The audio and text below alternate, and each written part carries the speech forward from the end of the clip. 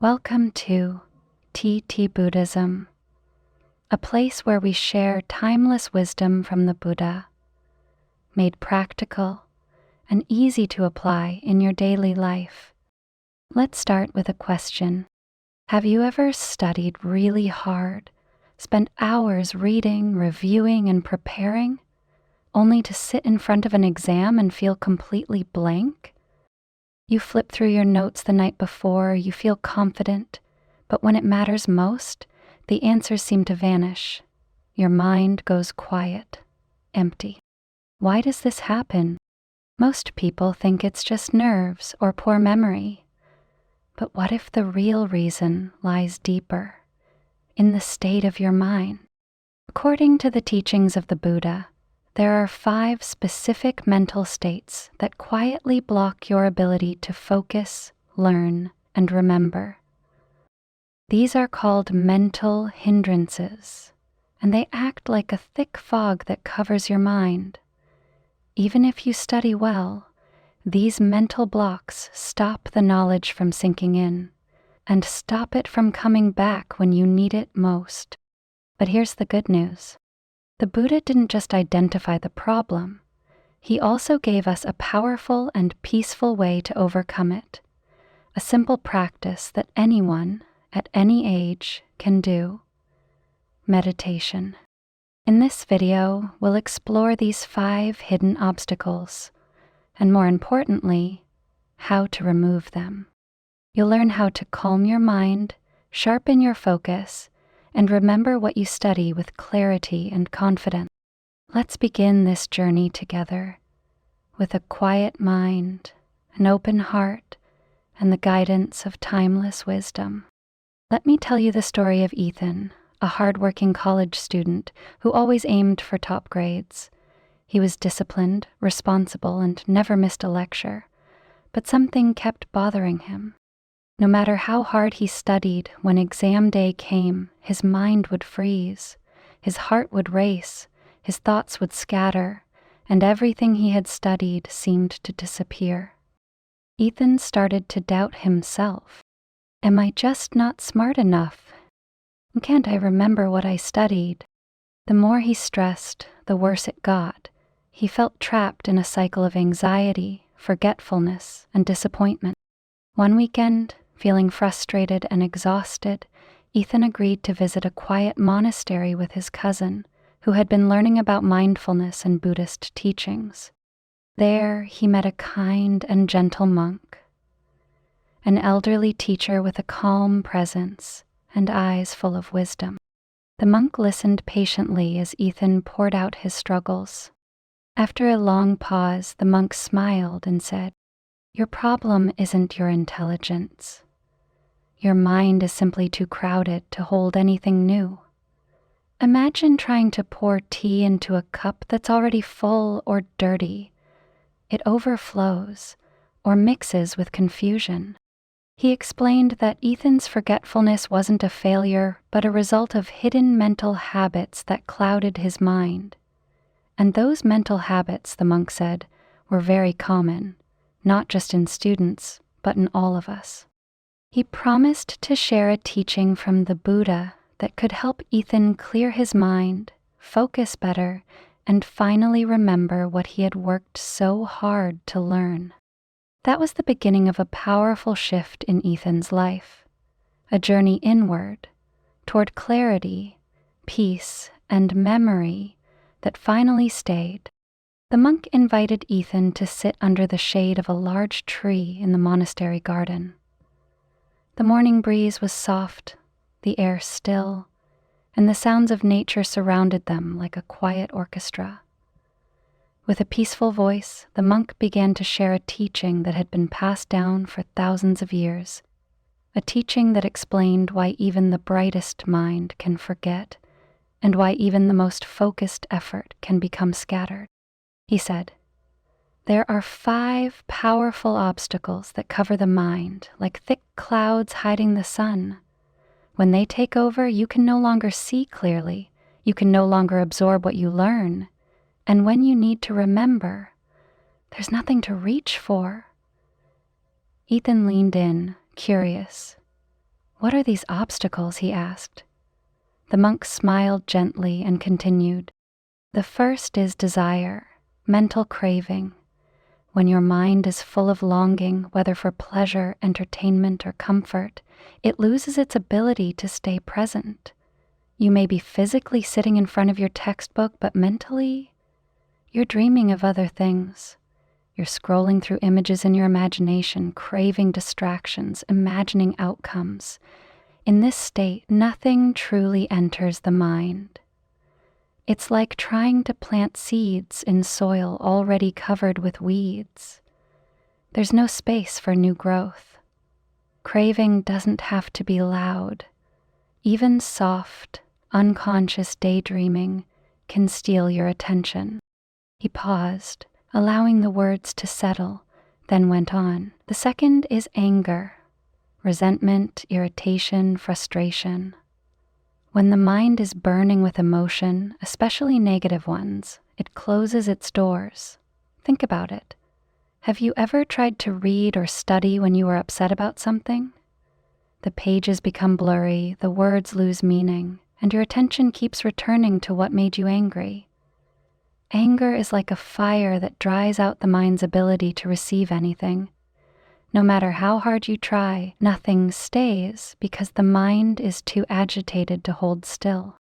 Ethan nodded slowly, already beginning to recognize these states within himself. The monk's voice remained calm and steady.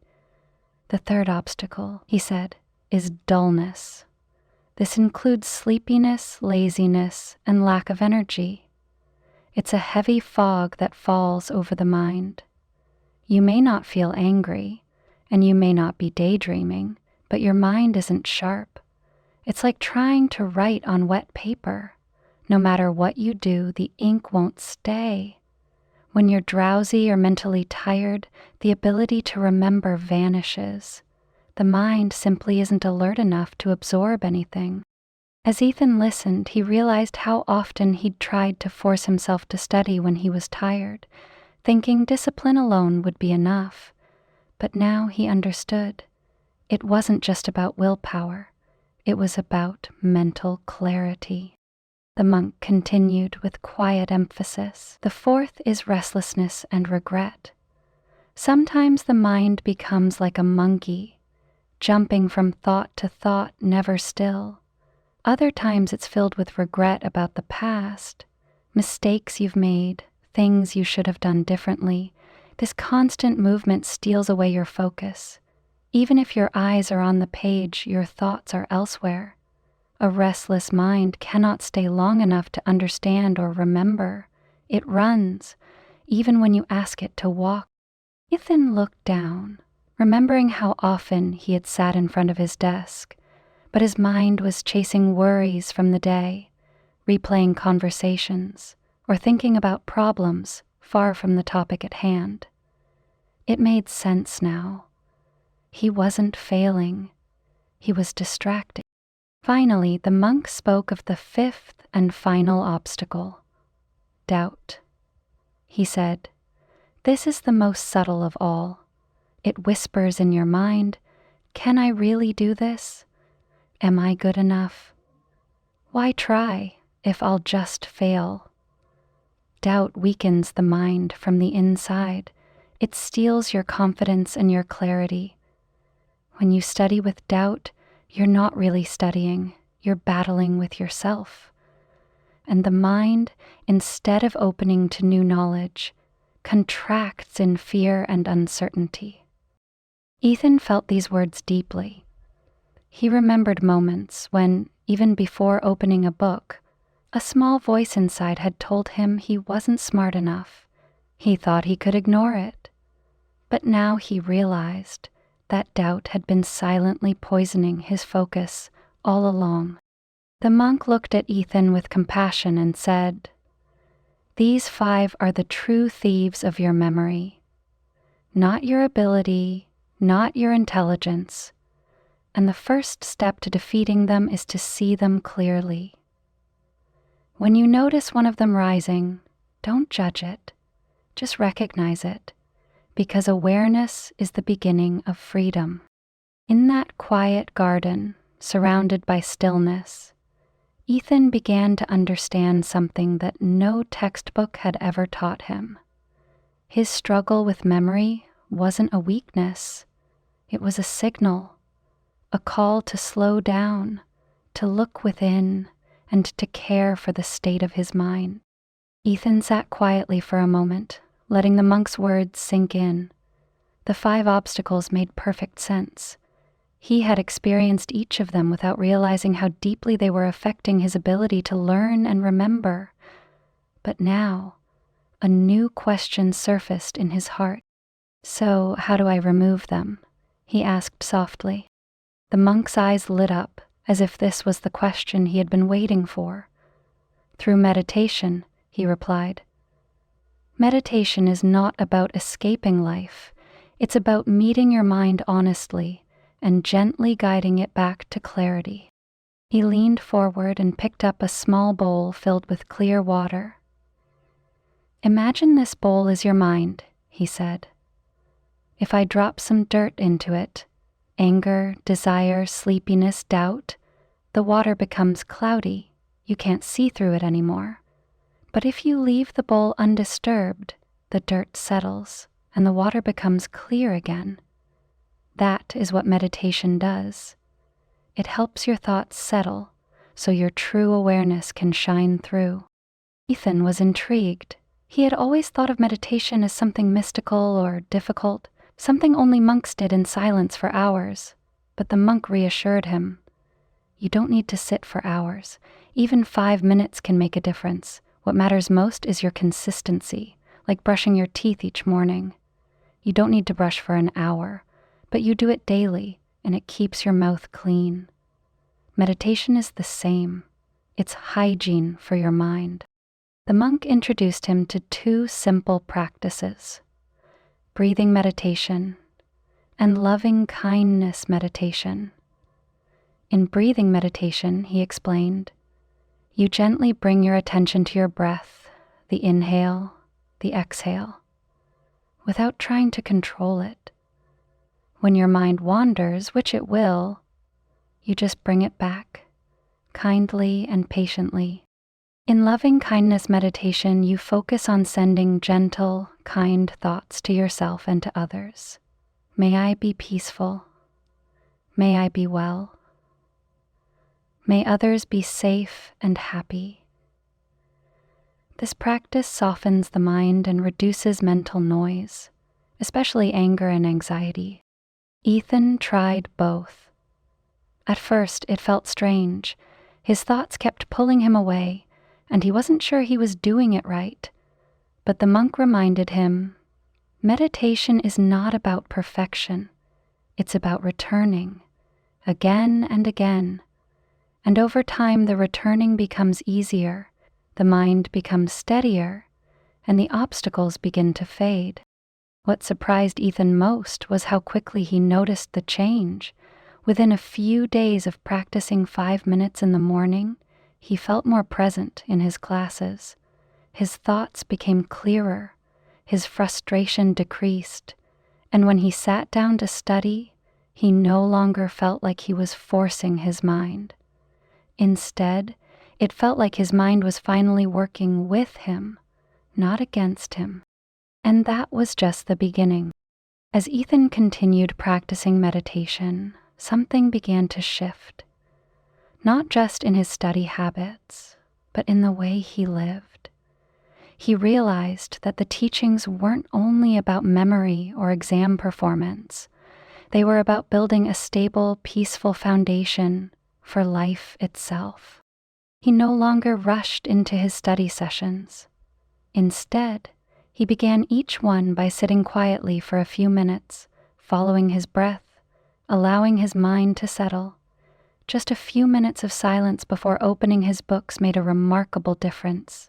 His focus sharpened, distractions faded, and the material seemed to enter his mind more naturally. He also became more aware of his emotional state. When anger or frustration began to creep in, whether from a difficult subject or personal stress, he would pause, take a breath, and observe it. Instead of reacting or trying to push it away, he learned to notice it with compassion. This simple act often allowed the emotion to dissolve on its own. Ethan made it a habit to practice loving kindness meditation in the evenings. It helped him sleep more peacefully and release the tension he had carried during the day. The more he practiced, the more he found himself approaching life with calm and kindness, even in situations that once triggered anxiety or self-doubt. And perhaps most importantly, he stopped comparing himself to others. Before, he would measure his worth by grades or how fast others learned, but now he focused on his own growth. Meditation had helped him see that the real success wasn't about being the best, it was about being at peace with yourself and showing up fully for whatever you were doing. This shift in mindset didn't just help him study better, it helped him live better. He became more patient, more focused, and more joyful, and all of it started with a few minutes of mindfulness each day. If you've ever struggled with focus, memory, or the pressure to perform, please know this: you are not alone, and more importantly, you are not broken. Just like Ethan, you might be carrying more in your mind than you realize. It's not about working harder, but about learning to work with your mind, not against it. The Buddha taught us that clarity, wisdom, and understanding are already within us. But just like a mirror covered in dust, our inner clarity is often hidden beneath layers of desire, stress, tiredness, anxiety, and doubt. When we gently clean the surface through meditation, the mirror begins to reflect clearly again. You don't need to wait for the perfect moment to begin. Start small. Just 5 minutes a day of mindful breathing or kind reflection can begin to transform your mind. Over time, you'll notice that your thoughts become calmer, your memory becomes sharper, and your heart feels lighter. Remember, this path is not about being perfect. It's about being present. Each moment you return to your breath, each time you choose to respond with awareness instead of reaction, you are practicing wisdom. You are rewiring your relationship with your mind and your life. So keep going. Be patient with yourself. The progress might be quiet, but it's powerful. One breath at a time, you are training your mind to become your greatest ally, not your greatest obstacle. And that, more than any test score or achievement, is the kind of success that stays with you forever. As we come to the end of this journey, take a moment to reflect. Your ability to remember, to focus, to succeed. It doesn't depend on being perfect. It depends on the quality of your mind. When the mind is clear, calm, and steady, it becomes your strongest support. And that clarity doesn't require hours of effort. It begins with just a few minutes of mindfulness each day. You don't need special tools or complicated techniques. You just need a quiet space, a gentle breath, and the willingness to return again and again to the present moment. Whether you're a student preparing for exams, a professional juggling tasks, or simply someone seeking more peace in daily life, this practice is for you. Meditation isn't just about remembering what you study, it's about remembering who you are, beyond stress, beyond doubt, beyond distraction. If you found this message meaningful, we invite you to join our community here at TT-Buddhism. Like the video to support our work. Share it with someone who might need this wisdom today. And subscribe for more teachings that bring ancient insights into modern life. And before we close, let us leave you with a beautiful quote from the Buddha. a reminder to carry with you every day. The mind is everything, what you think you become. The Buddha, may your thoughts be kind, your mind be clear, and your heart be at peace. Thank you for watching, and we'll see you in the next video.